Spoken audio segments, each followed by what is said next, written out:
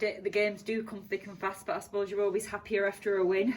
Well, you want to keep going if you've done well, and they'll feel the same. Shrewsbury, great win on Saturday, 3-0 away at Fleetwood, and yeah, it'll be a tough game, but we keep saying that, you've got to bring them on, and we've got to believe in ourselves. We asked our players to do that on Saturday, and they did. And you've got to fight for every inch in this league, and I'm sure tomorrow will be no exception.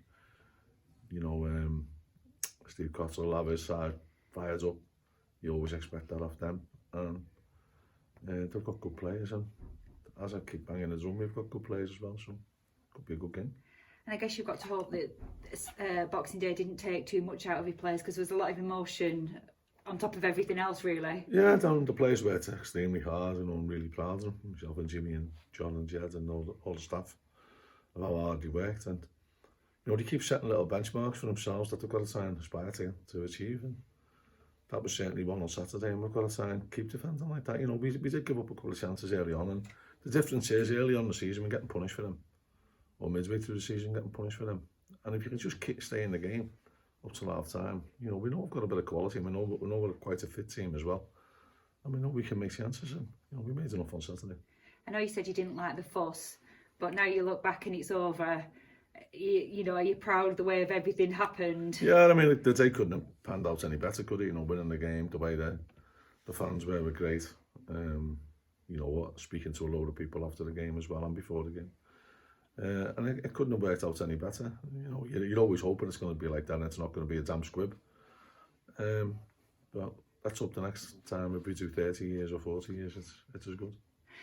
And you bought Shrewsbury and Accrington are both teams that are hitting a run of form at the moment, aren't they? Yeah, Shrewsbury's a good team. I've watched them quite a few times this season, and I know what the strengths are. They're good. And we've got to be at our best, and we're always hammering home to our players that you've got to try and perform to your best all the while. They had a bit of a shaky start, but they've climbed out of the relegation places and probably are looking up more now. Yeah, I think every team in the league.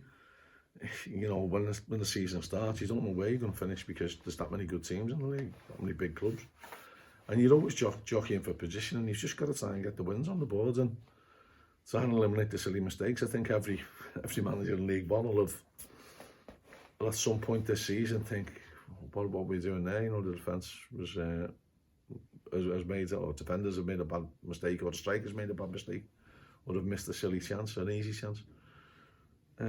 But players don't go out to make mistakes on purpose, and you've got to be the better teams capitalise on other teams' mistakes, and that's the mode we've got to get into. And it's the usual round of COVID testing. It's always a bit tense the day before a game, isn't it? Yeah, we're hoping that the tests come back in our favour today. They've all been tested this morning, so we'll take it from there. Injury update. You did say Joe Pritchard might have made the squad on Boxing Day. He obviously wasn't in it. Is there any? It's just tweaked his hammy again, nothing major, and hopefully he'll be back up sooner rather than later. And anybody else coming back into the fold? I think Dave Morgan shouldn't be far away. And the other lads who were out with COVID for the Boxing Day game, hopefully, maybe too soon for tomorrow, but next week we'll have them back on the fold as well. And then Saturday the transfer window opens. I know the Rotherham people were especially praising of Colby Bishop again. I guess it's one of those where you want to get players in, but you also don't want to let players go. You don't want to lose them, but the nature of the game is that players do well for us.